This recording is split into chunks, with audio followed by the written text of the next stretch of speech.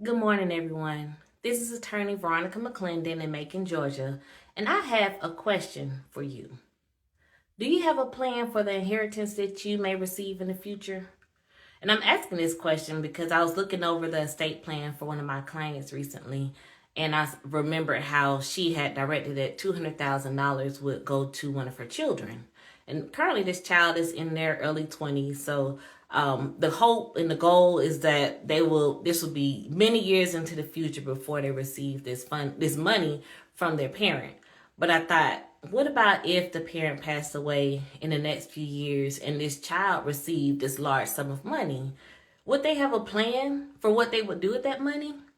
And so I thought, I want to make sure that the people who I am in circles with, that I interact with, have this in mind to think, if something were to happen to me, let me flip this. If someone in my family, someone who cares about me, cares enough about me to leave me an inheritance, 5,000, 10,000, 100,000, a million, whatever it might be. If someone who cares about me left me a large sum of money, would I have a plan for how I would use that money? And that's the question that I'm posing to all of you today. If someone left you $10,000, what would you do with that money? If they left you $100,000, what would you do? I know some people will go and pay as many debts as possible, and I think that can be a good idea to an extent, but for one, those debts were there before you got the money, and those debts will still be there after you get the money if you don't pay them. So nothing really has changed in that way, and I know you want to get those creditors off your back, but once you pay those debts, that money is gone. So I'm not saying don't pay your debts. Please don't get me wrong. Attorney McClendon is not saying don't pay your debts. But what I am saying is let's come up with a plan to use the money that allows it to grow and stretch and to be there for you on a longer term basis. So maybe you say I'll pay some debts that, the creditors are knocking on my door and I really want to get these people off my back. Maybe instead of paying the full debt, you might pay a portion of it. You might say, "Hey, I'm working out a payment plan, and I would like to pay you this amount of money per month toward this debt, so that you'll stop calling me, and so that I can start working on getting you your money." So you might use your inheritance to pay a portion of your debts on a regular basis, so that you don't just use all the money at once, but you're using up a little bit at a time. The rest of the money, why don't you invest it? And it'd be even better if you can invest the money into something that generates income, because then you can use the income from that investment to pay off the debt. So I'm just saying, let's be creative about how we use money. I was doing an initial consultation with a new client a few days ago, and he said, I don't want to leave the things that I worked so hard to build and create and to save up. I don't want to leave it to anybody who's going to turn around and sell it and go and pay somebody else rent to live in their house. And so basically what he was saying is, I'm leaving my family property, real estate. I would love if they would live in it after I'm gone so that they don't have to pay somebody else rent to live in their house or their apartment. But he also said if they decide that they don't want to live in the property, which is understandable because you may not want to live where your parents live, but sell it and use the money to buy your own house. That's what he said. I want y'all to use the money to buy your own house. I don't want you paying rent with the money that I left you or the property I left you. I want you to use that money to pay yourself, to invest in yourself by buying your own property.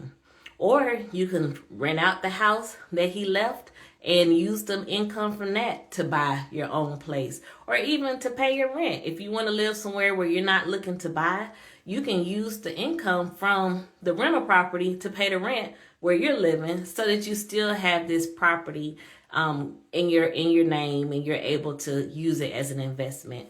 And so I just want to have all of us to think. Nobody wants to lose a loved one. Nobody's counting on that. If it's somebody you really care about, you're not counting on losing a loved one. But the reality is that none of us are going to live forever. And the hope is that the people in your life are planning for leaving some sort of an inheritance.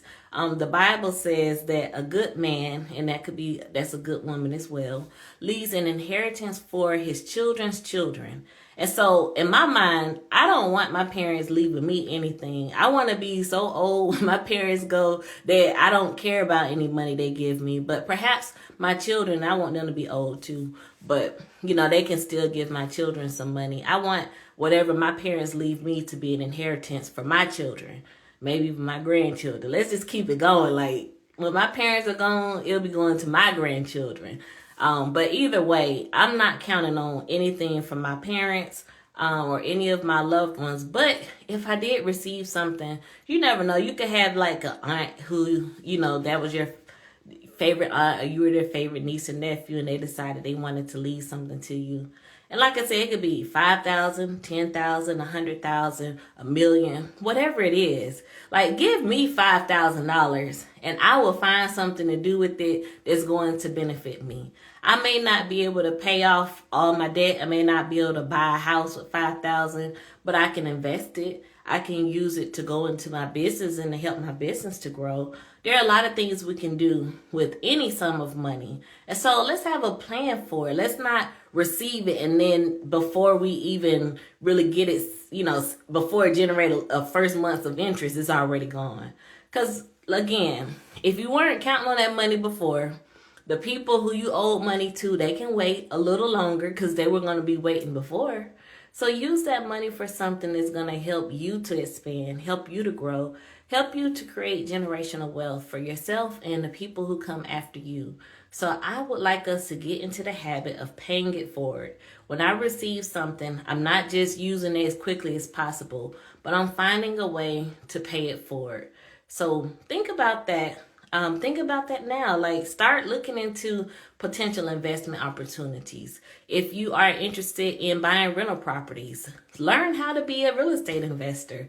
You may not have any inheritance coming anytime soon, but if it comes, then you can have that skill and expertise already ready. Or you might just find your own way of getting some money and then start this project. But let's always have an investment mindset. That's what I want to encourage with my clients, with my followers, with my friends, my family. Let's have an investor's mindset that whatever comes into our hands, our goal is to make it work for us and not just spend it as quickly as possible. Even if we're spending it on good things, let's find a way to make that inheritance, that investment that someone else made in us, let it pay forward to someone else or to our future. Y'all take care, and I will talk to y'all again soon.